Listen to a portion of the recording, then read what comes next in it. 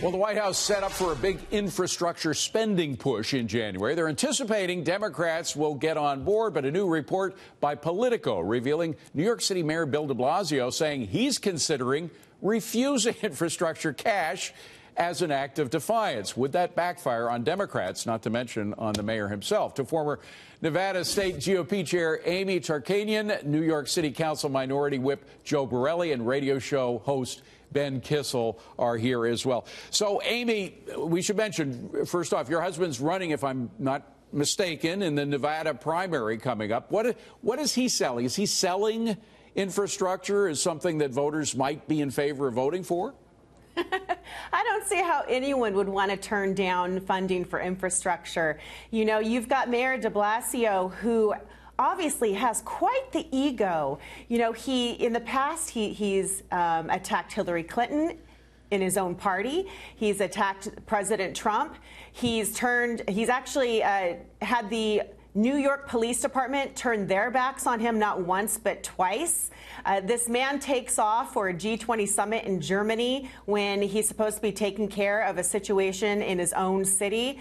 This man obviously is feeling a little bit left out on the conversation, likes to have it all about him, and his ego's out of control. And yet, Joe, the fact is that you're on the opposite end of the party. You like the guy. You think he's a pleasant guy to deal with.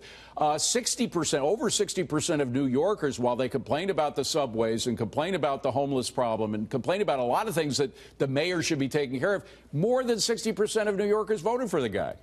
It's bizarre. Bizarre is the only word, because you can't have it both ways if you're Bill de Blasio. You can't, in one half of the year, be criticizing the Trump administration for threatening to take away funding for sanctuary cities because they're not complying with law, and then in the same year say you're not going to take federal funding because you're unhappy with the Trump administration doing other things. It's just bizarre. You know, I would rather the mayor of New York come out and say, you know what, I don't like President Trump. You may not like President Trump, but darn it, we're going to take some of the money and fix the subways that are awful in New York City. Ben, what I don't understand is why so many Democrats apparently don't like Mayor de Blasio, because this big Politico article, it was entitled, "What's Bill de Blasio's Problem?" And they're meeting there with the Democratic Party. Sure. Why is that? He won over 60% of the vote. He's very progressive.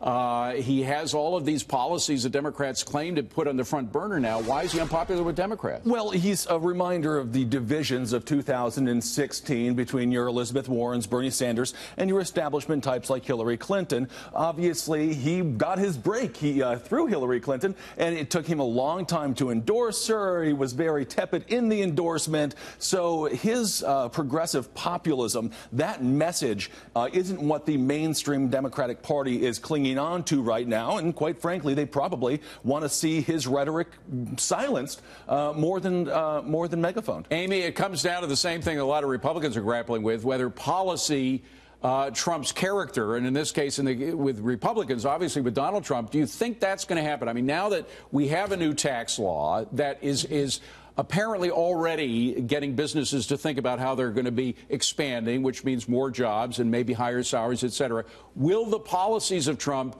sort of overwhelm the dislike of Trump by a lot of Republicans?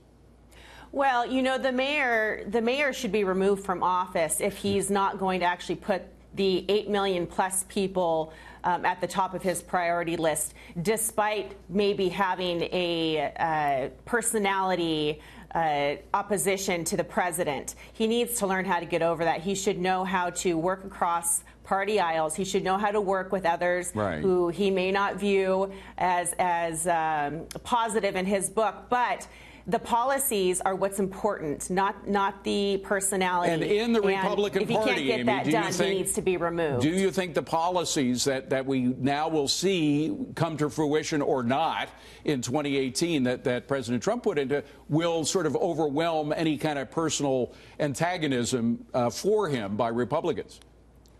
I do, especially with this tax bill being passed. People are going to see in their paychecks as time goes on that they're going to end up having more money to spend with their family, and I think that they're going to be very pleased. Now, of course, it's not going to be immediate, but yes, I don't see how Democrats can go along and say, hey, look, we're going to campaign against just a personality when there's actual policy being implemented and in a positive fashion.